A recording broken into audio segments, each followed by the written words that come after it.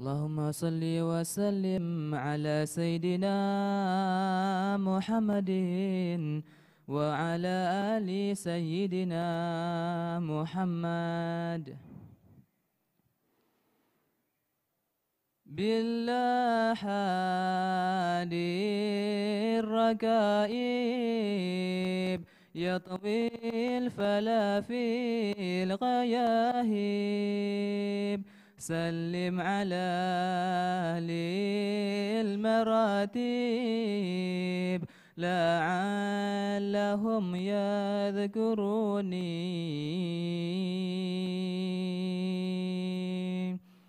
أهل الهدى خير سادة للناس في الخير قادا حازوا العلا والزهدا فكلهم ينظروني. يا سيدنا يا المقدم وبنا والحابر عظام سقفنا شهيم الأكرام نظر بها واصلوني.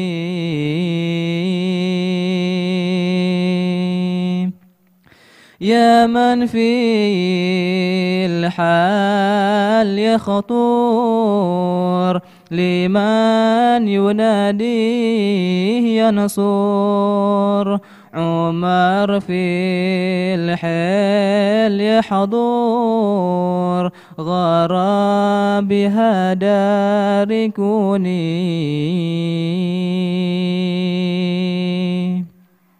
يا العيدروس المكرم ويا الحبيب المعظم حددنا الفخير لفخام بالله لا تهملوني. يا من بعيد حلوا ودي بها الأون يسلو بهم على الغير نعلو من فضلكم أغمروني.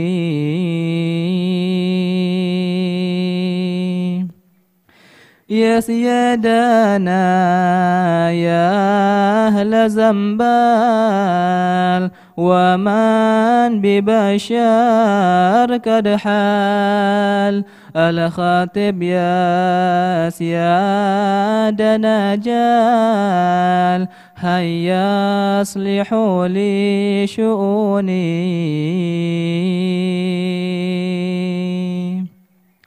جودوا علي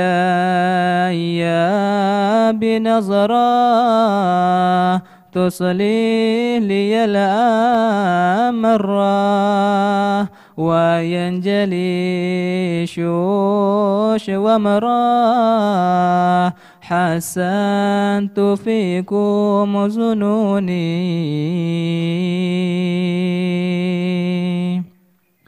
يا الله متى غيث يهطول والموزن بالورق يحمول يمسي المحاويل يحويل وتنجلي ذي شؤوني.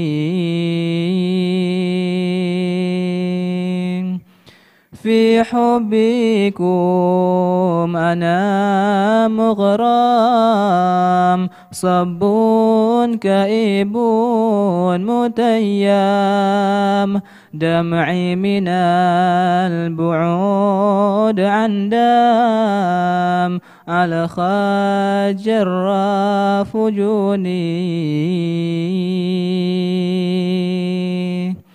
أبيس بالليل السهير أرعى النجوم زواهير والدمع فوق المحاجير يحكي تشوش المزون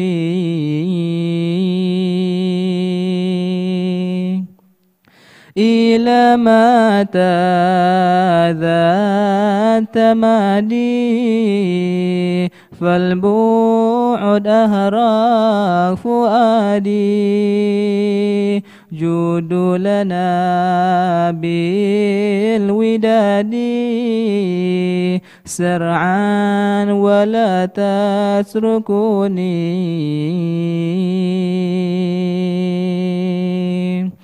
حتى نريد في حماكم ونهتدي بهداكم ونعتلي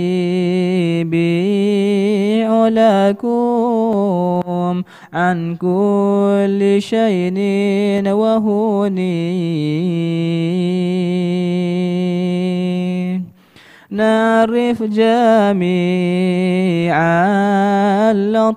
اللطائف ونتصف بالعوارف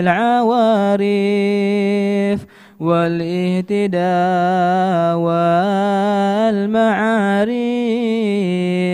ندرك جميع الفنون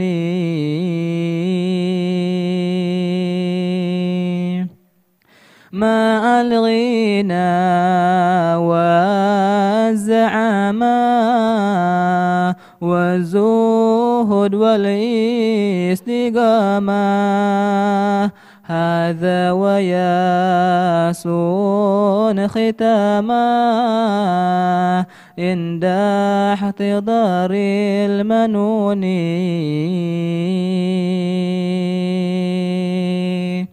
والخاتم صلوا على حماد بحر الفضائل محمد مطير بالليل غراد على فضيب الغصون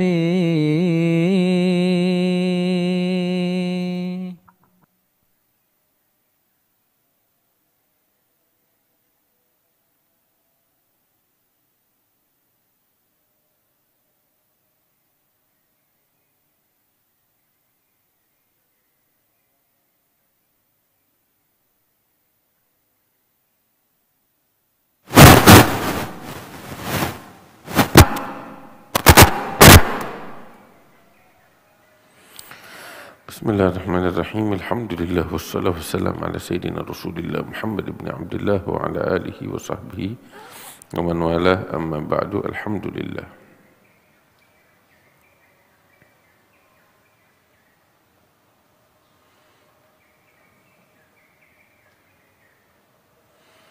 Nah, di sini dibahas tentang beberapa tokoh-tokoh muhaddithin dan karya mereka yang fenomenal.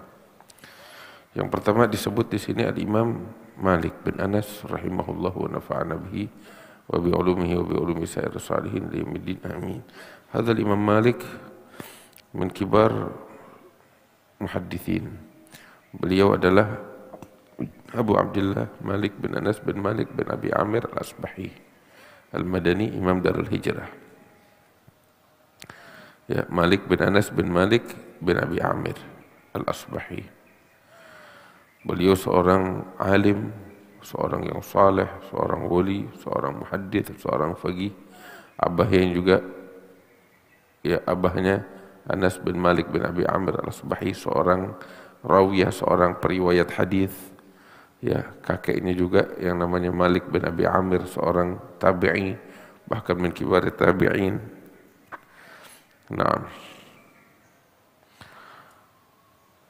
beliau sebagaimana disebutkan dijuluki sebagai Imam Daril Hijrah, Imam Darul Hijrah, yakni kota Madinah. Dan ulama mengatakan ada suatu hadis yang diriwayatkan dari Rasulullah SAW, yushiku an tudrabah akbadul ibili fala yajiduna fi talabil ilm fala yajiduna aliman ka alimi Madinah. Akan datang satu waktu para penuntut ilmu mereka bergegas menunggangi unta mereka dengan cepat di dalam menuntut ilmu, dan mereka nggak dapetin seorang yang lebih alim daripada alim Madinah. Ulama mengatakan bahwasanya yang dimaksud dengan alim Madinah di dalam hadis tersebut adalah Al-Imam Malik bin Anas rahimahullah, sehingga beliau dijuluki dengan Imam Darul Hijrah. Nah, Al-Imam Ibn Al-Athir beliau mengatakan tentang Imam Malik, wa huwa syekhul ilm wa ustadzul a'immah, lahir tahun 75 atau 95 dari hijrah, wafat di kota Madinah tahun 179 Hijriyah, usianya sekitar 84 tahun. Al-Imam Al-Waqidi mengatakan wafat Al-Imam Malik dalam usia 90 tahun. Wa huwa Imamul Hijaz, pemimpin ulama di Hijaz, bahkan pemimpin manusia sekalian di dalam fikih dan hadis, dan merupakan kebanggaan bagi Al-Imam Malik bahwasanya Al-Imam Syafi'i merupakan murid beliau dan pengikut beliau. Abahnya Sayyidina Anas bin Malik bin Abi Amir al-Asbahi, seorang periwayat hadis. Nah, kebetulan di akhir umurnya itu beliau di rumah karena sakit, nggak bisa keluar. Nah, adapun ibunya seorang wanita salihah. Beliau itu, sang ibu ini yang mendorong Al-Imam Malik untuk belajar dan menuntut ilmu hingga menjadi seorang alim. Bahkan sang ibu yang memakaikan kepada Imam Malik imamah ketika sang anak ini, ya Imam Malik, mulai belajar dan menuntut ilmu. Sang ibu mengatakan, pergilah kamu dan tulislah hadis-hadis Rasulullah sallallahu alaihi wasallam. Kakek beliau Malik bin Abi Amir al-Asbahi min kibar tabi'in, salah satu pembesar tabi'in. Beliau belajar daripada Umar bin Khattab, Sayyidina Uthman wa Aisyah wa Abu Hurairah. Nah, dan beliau termaksud orang-orang yang menulis mushaf di zaman Uthman bin Affan. Nah, dan beliau adalah orang yang pertama kali datang dari Yaman ke Hijaz daripada keluarga besarnya Imam Malik ini. Artinya Imam Malik asal usulnya dari Yaman, leluhurnya dari Yaman. Adapun postur tubuhnya, Imam Malik tinggi besar, kepalanya juga besar. Asla itu apa namanya, botak. Wasi'ul ainain, matanya itu lebar, putih, kulitnya putih banget. Wajahnya itu cakep, hidungnya itu mancung, jenggotnya itu tebal.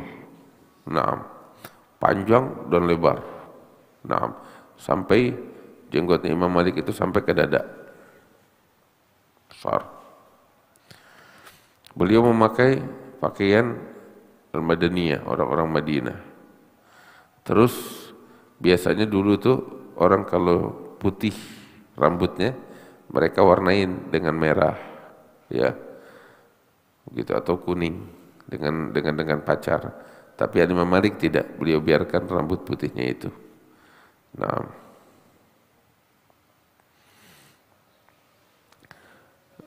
Mus'ab Az-Zubairi, beliau mengatakan Imam Malik ini sebagai orangnya itu ganteng, cakep, matanya apalagi, pakaiannya bersih, putih.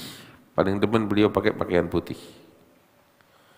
Nah, dari sejak kecil tuh dikenal kecintaannya di dalam menuntut ilmu.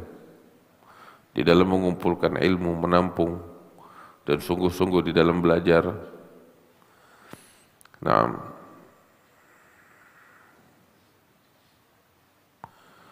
itu setiap hari dari sejak pagi beliau itu bersimpuh di hadapan gurunya Abdullah bin Yazid Al-Ma'ruf bin Hurmuz dari sejak pagi sampai tengah malam, bersimpuh di depannya untuk belajar dan menuntut ilmu. Dan itu beliau lakukan selama 7 sampai 8 tahun. Dan terkenal Imam Malik itu hafalannya kuat.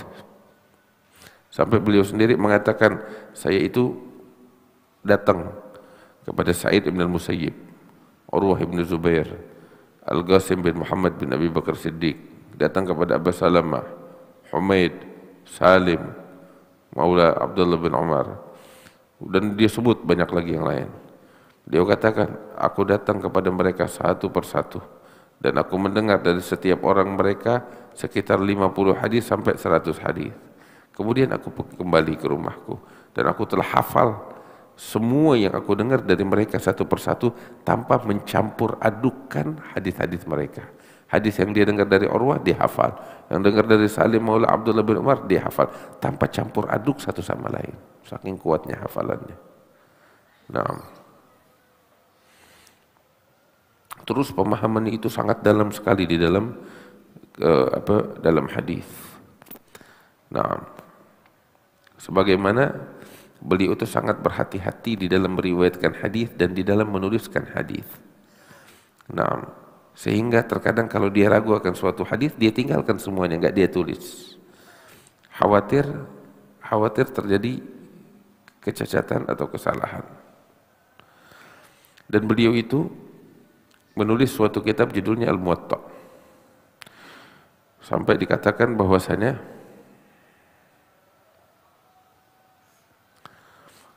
beliau itu menulis Muwatta itu selama 40 tahun.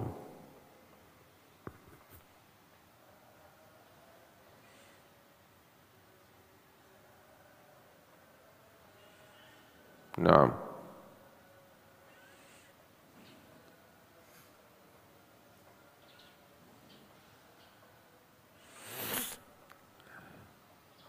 terus Imam Malik ini, beliau ketika mengarang kitabnya Muwatta, bukan hanya sekedar menuangkan hadis-hadis beliau, pemahaman beliau, tetapi juga beliau ini membangun suatu pondasi di dalam metode pengumpulan hadis, penulisan hadis, ya. Bagaimana? Sebab sebelum Imam Malik, penulisan hadis itu hanya sekedar pengumpulan seperti yang dilakukan oleh Muhammad bin Muslim bin Syihab Az-Zuhri, Imam Az-Zuhri. Pengumpulan setelah diperintahkan oleh Umar bin Abdul Aziz secara resmi, ditulis oleh Az-Zuhri hadis-hadis Nabi Muhammad, dikumpulkan tanpa ada urutan. Apa yang dihafal dituang. Begitu aja. Ulama-ulama lain pun demikian, hanya menuangkan apa yang mereka hafal tanpa dirapiin, begitu. Sehingga orang yang pertama ya setelah Imam Az-Zuhri di dalam menuliskan karya yang berisi menuangkan hadis-hadis Nabi Muhammad SAW yang diurutkan dengan bab demi bab ilmu, ya, adalah Imam Malik bin Anas di Madinah dan Ibn Jurayj di Mekah dan yang lain-lainnya. Tetapi Imam Malik bin Anas termasuk orang yang pertama yang menuangkan, ya, hadis Nabi Muhammad SAW dalam satu karya berurutan dengan teratur dengan bab sesuai dengan pembahasan atau dengan bab-bab ilmiah, jelas. Dari situ diikuti metode ini oleh ulama-ulama selanjutnya. Nah, sehingga Imam Malik juga dia menuangkan apa yang ada di dalam Muwatta itu hal-hal yang sahih saja. yang beliau pandang sebagai periwayatan yang sahih. Oleh karena itu, seorang ulama besar, Al-Imam Waliullah Ad-Dahlawi, beliau menjadikan Muwatta itu sejajar dengan kitab Sahih Bukhari dan kitab Sahih Muslim dari segi kesahihannya. Al-Imam Syafi'i juga mengatakan, ma tahta adimus sama ba'da kitabillah asah min kitabi Malik. Enggak ada setelah Al-Qur'an di bawah naungan langit ini satu kitab yang lebih sahih daripada kitab Sahih Muslim, kitab Imam Malik, yaitu kitab Muwatta. Bahkan banyak daripada ahli hadis, ya, mereka sepakat apa yang ada di dalam Muwatta adalah sahih. Sebagaimana beberapa lagi berpendapat, ya, menyatakan bahwasanya di dalam kitab Muwatta nggak ada hadis mursal atau yang terputus sanadnya, melainkan telah tersambung melalui jalur yang lain. Memang disebutkan di Muwatta hadis mursal, disebutkan di dalam Muwatta kita hadis munqati'. Tetapi ternyata hadis-hadis yang dianggap mursal atau munqati' yang ada di kitab Muwatta itu tersambung dengan melalui jalur yang lain, tidak terputus. Jelas. Dari sini, ya, dari sini apa yang ada di dalam kitab Muwatta sekalipun itu mursal atau munqati' adalah sahih. Nah, ini sekelumit tentang Al-Imam Malik bin Anas dan tentang kitabnya Al-Muwatta. Adapun Al-Imam Ahmad bin Hanbal. Al-Imam Ahmad seorang imam yang agung. Nama beliau Ahmad bin Muhammad bin Hanbal Asy-Syaibani, pendiri mazhab yang bersabar atas cobaan, yang membela sunnah, Syekhul Islam, Ahadul A'immatul A'lam. Asal usulnya beliau dari Maru, abahnya dari Sarkhas. Lahir beliau di Baghdad di bulan Rabiul Awal tahun 164 Hijriah. Beliau mengajar di Baghdad sampai tahun 183 Hijriah.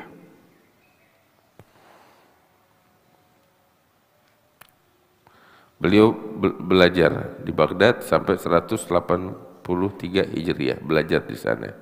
Kemudian setelah itu beliau melakukan perjalanan untuk menuntut ilmu di berbagai penjuru, sehingga beliau datang ke Kufah, ke Basrah, ke Makkah, ke Madinah, ke Yaman, ke Syam, dan Jazirah Arab yang lainnya. Dalam perjalanan tersebut beliau betul-betul fokus di dalam mengumpulkan dan menampung hadis-hadis Nabi Muhammad SAW, sehingga beliau mengambil ilmu, mengambil hadis daripada ulama-ulama besar hadis seperti Husain, Sufyan bin Uyainah, Ibrahim bin Sa'ad, Jarir bin Abdul Hamid, Yahya al-Qattan, Waqi' bin Jarrah, Abdurrahman bin al-Mahdi, dan banyak lagi, ya, daripada pembesar-pembesar muhaditsin.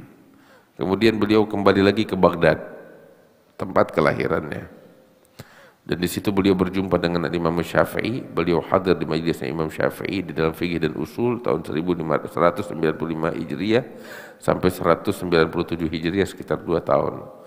Kemudian setelah itu Imam Syafi'i beliau pindah dari Baghdad, pindah ke Mesir.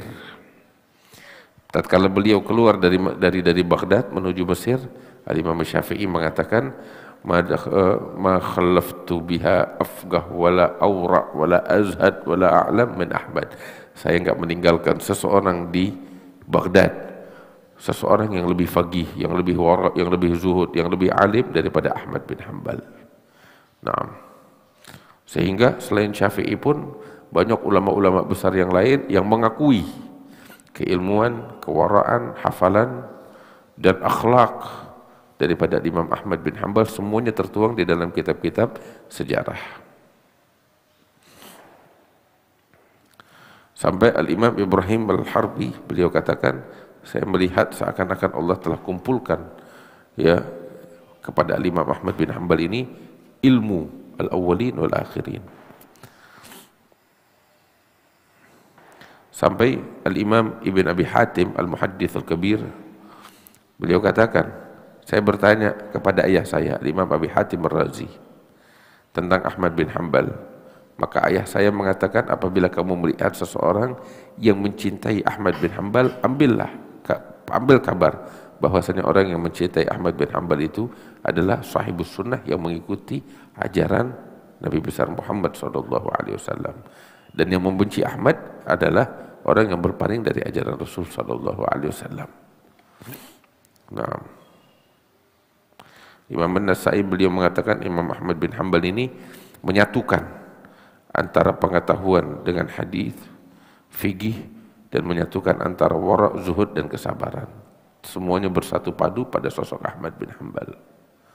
Al-Imam Abu Dawud bilang, kanat majalisul Ahmad majalisul akhirah la yudhkar fiha syai'un min amri dunia wa ma ra'aituhu dzakara dunia qad ajib. Al-Imam Abu Dawud beliau mengatakan, majlisnya Imam Ahmad bin Hanbal tuh semua majlis-majlisnya adalah majlis-majlis akhirah. Enggak disebut di dalamnya dari perkara dunia. Dan seumur-umur saya enggak pernah dapetin Ahmad bin Hanbal itu berbicara tentang dunia. Lihat. Hadza majalisuhum. Dulu majelis mereka begitu. La tudkar fiha dunia. Orang kaya, orang miskin, pejabat sama rakyat sama. Dan ini yang kita saksikan di majelisnya para guru-guru kita. La tudkar fiha dunia. Al-Imam Syekh Ali bin Abi Bakar Sakran, majelisnya begitu terkenal. La tudkar fi majalisihi dunia. Syekh Abu Bakar juga demikian. La tudkar fi majalisihi dunia. Terus yang kita saksikan dari guru-guru kita, Syekhna Al-Habib Abdul Qadir bin Ahmad Segaf, la tudkar fi majalisihi dunia. Syekhna Al-Habib Abu Bakar Masyhur juga begitu, la tudkar fi majalisihi dunia. Syekhna Al-Habib Umar bin Muhammad bin Salim bin Hafid juga begitu, la tudkar fi majalisihi dunia, enggak disebut di majelisnya dunia. Dan begitu seterusnya. Majalis-majalis yang kita hadirin di Tarim, ya, sama sekali enggak disebut di dalamnya dunia. Begini dulu majalisnya mereka.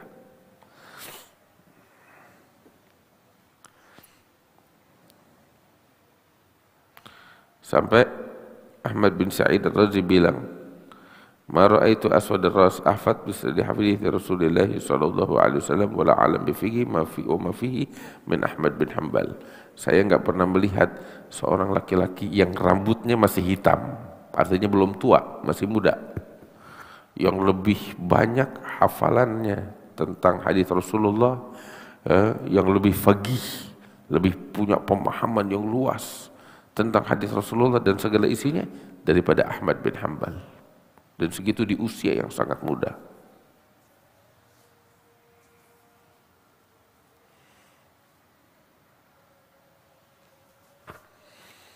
Al-Abbas Ibn al-Walid al-Bairuti dengan sanadnya mengatakan bahwasanya pernah dikatakan kepada Abi Mushir, apakah kamu mengenal seseorang yang betul-betul menghafal dari umat ini seluruh perkara agamanya? Maka beliau katakan, saya enggak mengetahui siapapun yang menghafal, mengetahui seluruh perkara agama ini secara keseluruhan kecuali seorang pemuda dari Masyriq, yaitu Ahmad bin Hanbal. Nah, beliau wafat di Baghdad pada hari Jumat waktu duha, Masya Allah, tanggal 12 Rabiul Awal. Wafatnya pas 12 Rabiul Awal pada hari Jumat. Ajib.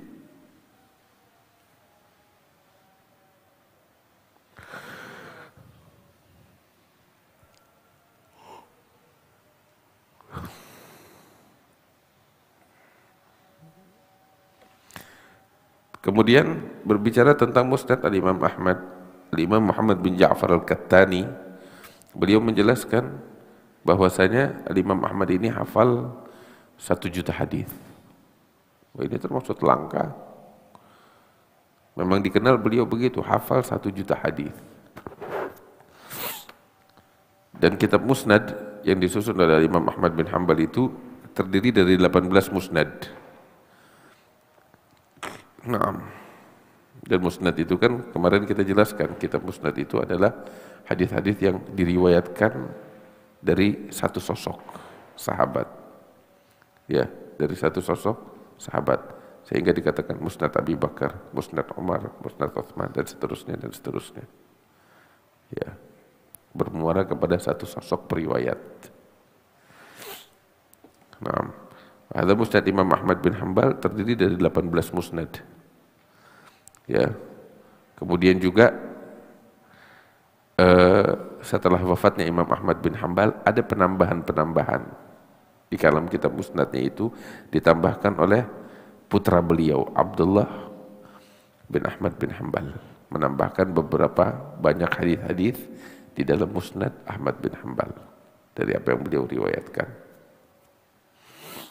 Sebagaimana Abu Bakar Al-Ghati'i yang juga meriwayatkan dari Abdullah bin Ahmad bin Hanbal menambahkan beberapa tambahan-tambahan hadis. Jelas. Sehingga ulama-ulama juga menyatakan bahwasanya musnad Imam Ahmad bin Hanbal itu terdiri dari 40.000 hadis. Nah,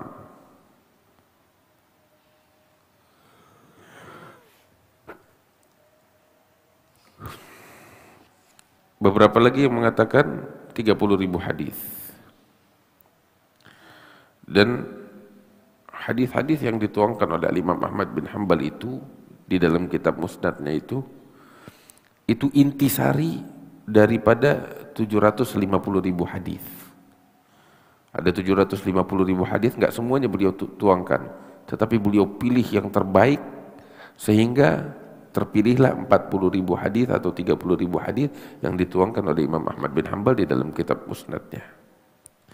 Dan semua hadis yang ada di dalamnya itu adalah hadis yang dijadikan oleh Imam Ahmad bin Hanbal sebagai acuan. Beliau bertumpu kepadanya. Nah, sehingga ulama mereka menyatakan tentang kapasitas atau kualitas hadis-hadis yang ada di dalam musnad Imam Ahmad bin Hanbal. Betul ulama berbeda pendapat. Di antara mereka atau sebagian besar dari mereka menyatakan seluruh hadis-hadis yang ada di dalam musnad Imam Ahmad bin Hanbal adalah hujjah atau dikatakan sebagai hadisun sahih. Ini pendapat sebagian besar ulama. Nah, ada lagi beberapa dari mereka mengatakan enggak juga. Di dalam kitab musnad Imam Ahmad itu terdapat hadis sahih, hadis dhaif, bahkan hadis maudhu'. Nah. Ada lagi pendapat yang ketiga yang menyatakan di dalam musnad itu sebagian besarnya adalah hadisun sahih. Ada juga hadis dhaif, tapi dhaifnya itu enggak terlalu parah, mendekati kepada hadisun hasan. Jelas.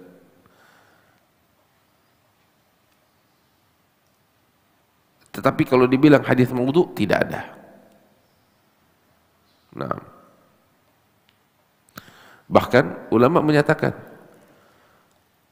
adapun hadis-hadis yang dinyatakan sebagai hadisun maudhu' sebenarnya itu bukan yang dituangkan oleh Imam Ahmad bin Hanbal, tetapi yang dinyatakan sebagai hadis maudhu' itu adalah tambahan-tambahan yang ditambahkan oleh Abu Bakar Al-Ghati'i yang meriwayatkan dari Abdullah bin Ahmad bin Hanbal. Artinya bukan buah tangannya Ahmad bin Hanbal, tapi penambahan yang dilakukan oleh orang setelahnya. Itulah yang dinyatakan oleh ulama sebagai haditsun maudhu'. Tetapi ya, yang dituangkan oleh Ahmad bin Hanbal sendiri tidak ada hadits maudhu'. Sebagian besarnya adalah haditsun sahih. Kalaupun ada yang dhaif, dhaifnya itu mendekati kepada hasan. Jelas. Nah, ini sekilas tentang Imam Ahmad bin Hanbal dan sekilas tentang kitab Musnad Imam Ahmad bin Hanbal. Adapun Al-Imam Al-Bukhari, minta tisu coba. Imam Al-Bukhari, beliau adalah Muhammad bin Ismail bin Ibrahim bin Al-Mughirah bin Bardizbah Al-Bukhari. Bardizbah ini seorang Majusi. Ya. Lahirnya beliau di Bukhara, karena itu dikatakan Al-Bukhari. Nah, Al-Ju'fi, ya nasab beliau, nasab sebagai apa sih namanya? Bukan nasab darah, tapi nasab dari segi wala. Apa artinya wala? Kakeknya itu dulunya budak kepada Al-Yaman Al-Ju'fi, ya seorang laki-laki namanya Al-Yaman Al-Ju'fi, ya dengan sebab Yaman Al-Ju'fi ini kakeknya Imam Bukhari yang bernama Mughirah masuk ke dalam agama Islam. Maka dirinya Mughirah ini menisbahkan dirinya kepada Al-Yaman Al-Ju'fi, ya sebagai walaan lil Islam. Nah, sehingga keturunannya itu disebutnya dengan sebutan Al-Ju'fi, seperti itu. Nah, Al-Imam Al-Bukhari lahir pada hari Jumat, tanggal 13 bulan Syawal tahun 194 Hijriah.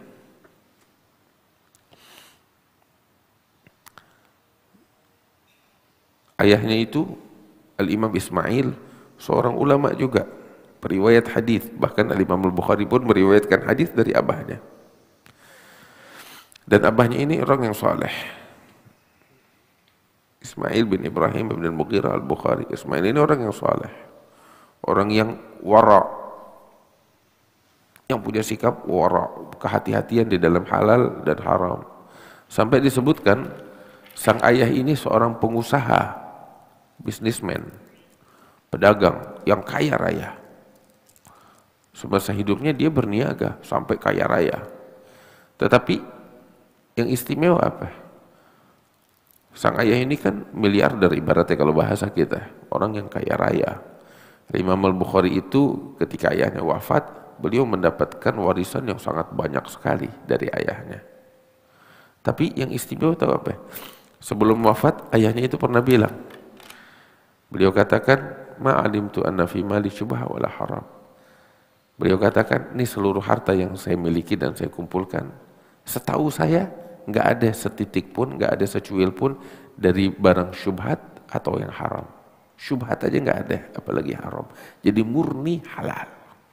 Nah ini nggak mudah dengan kekayaan yang berlimpah demikian, kecuali memang orang-orang yang betul-betul memiliki sikap kehati-hatian, sikap wara yang betul-betul besar. Nah,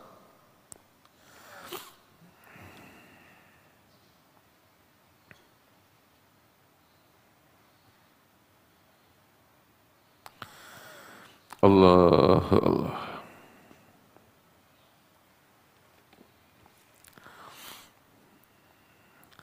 Al-Imam Al-Bukhari, beliau melakukan perjalanan di dalam menuntut ilmu kepada pembesar-pembesar muhaditsin, sehingga sampai disebutkan gurunya Imam Bukhari itu lebih dari 1000 guru. Beliau mendengar hadis lebih dari 1000 guru. Beliau melakukan perjalanan ke Hijaz, ke Syam, ke Mesir, ke Irak, dan ke berbagai penjuru yang lainnya untuk mengambil hadis Nabi Muhammad SAW. Beliau wafat pada tahun 256 Hijriah di usia 62 tahun, lebih kurang. Dan nggak punya anak laki-laki, yang punyanya dia anak perempuan aja. Adapun kitab Sahih Bukhari, ya ulama menyatakan wa huwa ahsahul kutub ba'da kitabillah, adalah kitab yang paling sahih setelah Al-Quran. Nama lengkapnya itu dikenalnya kan dengan sebutan Sahih Al-Bukhari, tapi nama aslinya itu tahu apa? Al-Jami' As-Sahih Al-Musnad Al-Mukhtasar min hadithi Rasulullah sallallahu alaihi wasallam wa sunanihi wa ayyamih. Itu nama sebenarnya itu dia, Al-Jami' As-Sahih Al-Musnad Al-Mukhtasar min hadithi Rasulullah sallallahu alaihi wasallam wa sunanihi wa ayyamih. Maudu'uhu, topik bahasannya, ya, adalah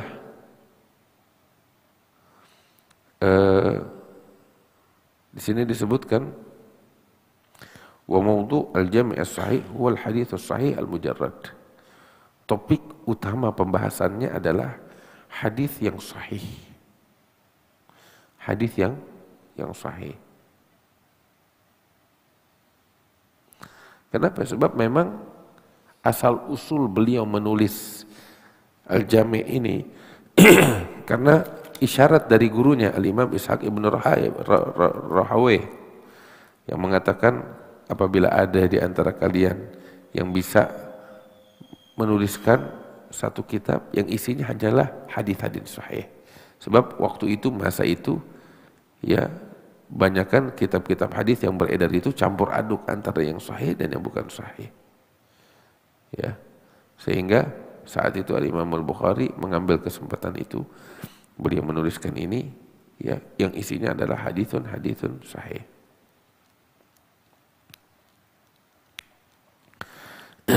Nah,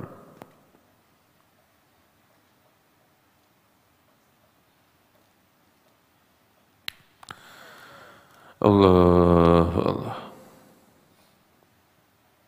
Sehingga Al-Bukhari sendiri mengatakan, saya tidak masukkan di dalam kitab Jami' ini kecuali hadithun yang sahih.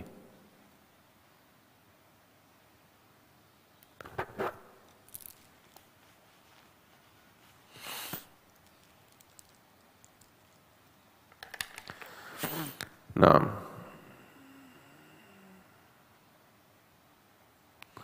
sampai ulama masa demi masa mengakui bahwasanya tiada ada kitab yang lebih sahih, yang lebih sempurna daripada kedua kitab ini, yaitu kitab Sahih Bukhari dan Sahih Muslim.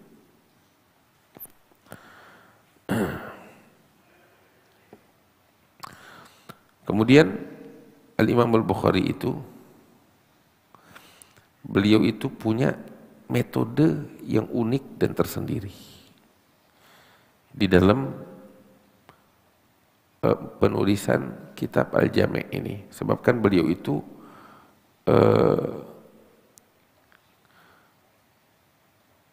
menjadikan atau menyatakan kitab Al-Jami' ini adalah kitab yang isinya hadis-hadis yang sahih. Sehingga beliau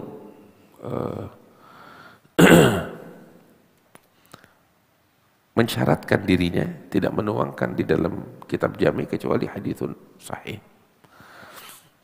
Terus juga metodenya di dalam penulisan ini unik. Al-Imam Ibn Hajar, beliau mengkaji secara dalam kitab Sahih Bukhari sehingga mendapatkan, ya, memberikan kesimpulan bahwasanya kitab ini unik dari segi metode penulisannya. Syarat-syarat yang mana Imam Bukhari itu mewajibkan dirinya untuk mematuhinya di dalam penulisan ini. Al-Bukhari nggak menuliskan syarat-syarat itu, tetapi dari segi penulisan kitab Sahih Bukhari ketika ditelusuri nampak ada satu garis di mana Imam Bukhari memutuhi aturan yang dia buat sendiri. Dari sini Ibn Hajar mengatakan inilah syarat Al-Bukhari di dalam menuliskan kitabnya. Gitu. Nah, sehingga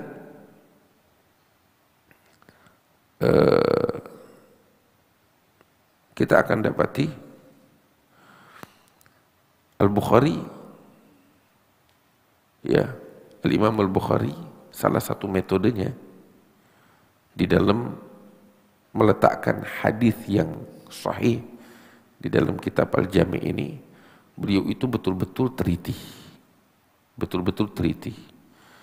Ya, di antaranya itu dari hadis-hadis yang beliau miliki itu kan beliau pilih untuk diletakkan di dalam kitab Jami'.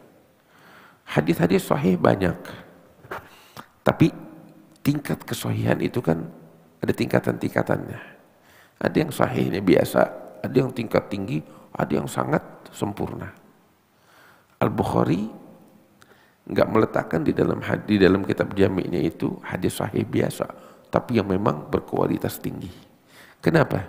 Karena beliau seakan-akan itu ya berjanji atau punya metode sendiri bahwasanya dia tidak meletakkan hadis di dalam jami' kecuali yang betul-betul beliau pastikan setiap riwayat itu bukan hanya memenuhi syarat, bukan hanya sekedar memenuhi syarat sihah, tetapi yang beliau bisa pastikan bahwasanya antara periwayat yang satu dengan yang lain ya itu hidup satu zaman dan betul-betul bisa dipastikan perjumpaannya.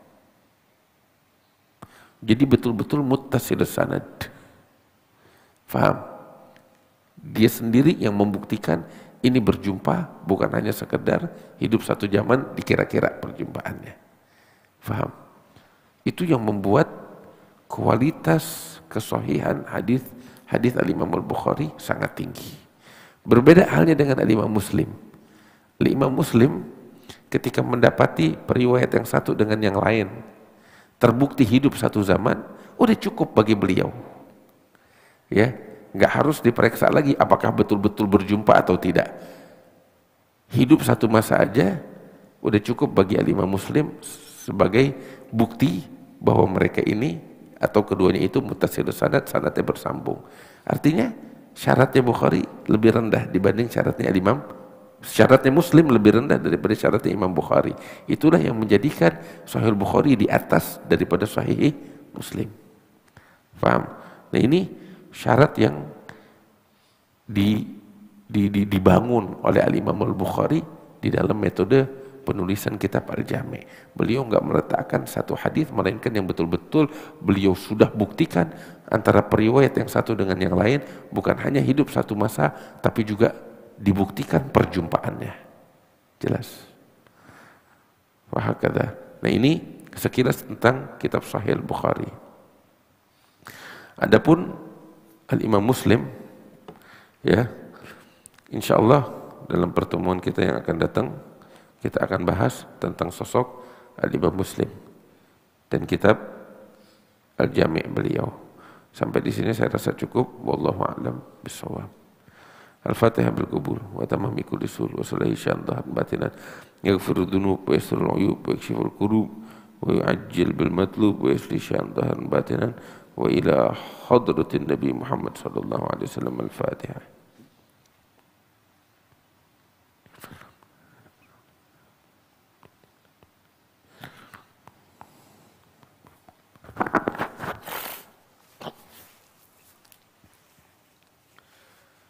Mudah-mudahan besok bisa kita hatamin kitab ini, pembahasan tentang hanya tersisa tentang Al-Imam Muslim, Al-Imam Abi Dawud, Imam Tirmidzi, Nasa'i wa Ibnu Majah, ini ringkas semuanya. Habis kita hatam nih kitab. Wallahu a'lam bishawab. Al-Fatihah bil qabul wa tamam kulli sulu ila hadratir Rasul Muhammad sallallahu alaihi wasallam. Al-Fatihah.